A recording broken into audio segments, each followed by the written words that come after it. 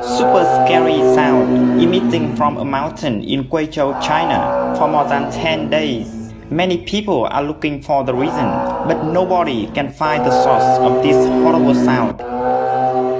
Experts from Beijing also came to do research. However, so far no one knows where the sound came from. Some say this is called earthly dragon sound, warning about some kind of disaster like earthquake, volcano, flood.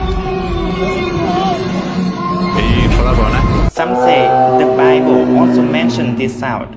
This is a signal warning that catastrophe is coming.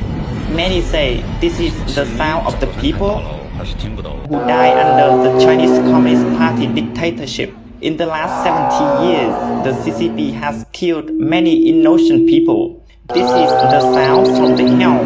The gate of the hell is opening to pull the CCP down.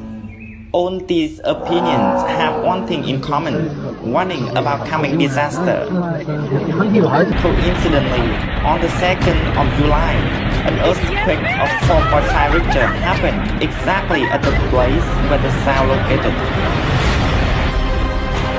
The CCP has to pay for its evil crime. Heaven is punishing it. Everyone should not stand with it, otherwise you will get the same result with it.